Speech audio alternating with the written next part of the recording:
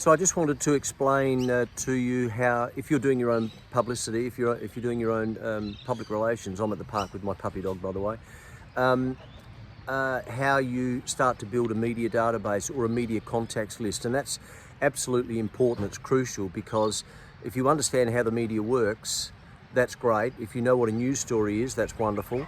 If you understand how to identify a story idea within your business that the media is going to be interested in, that's great.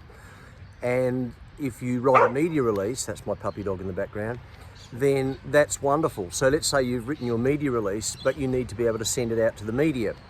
So you're probably thinking, well, how do I do that? Do I just deliver it? Do I send it by courier mail? No, you don't. You send it to specific email addresses. And I wanted to touch on newspapers today.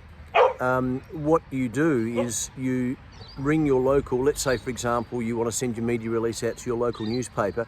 You ring your local newspaper and you get the contact details of not journalists. You can do that, but in the first instance you would contact through the switchboard operator the chief editor.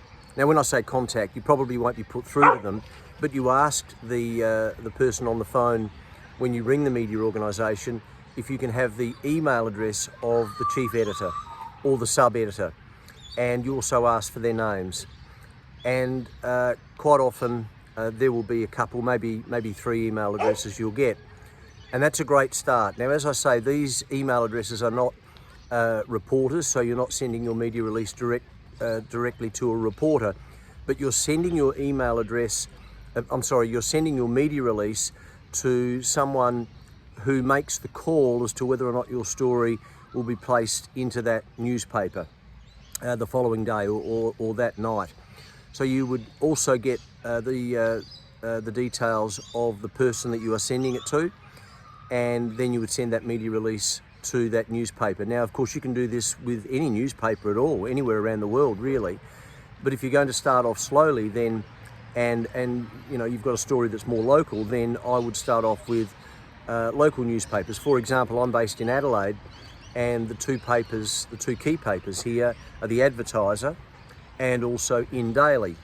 So there's 2 email addresses you can get.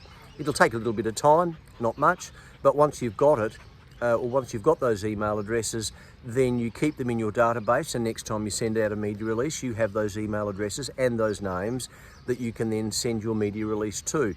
That's the key.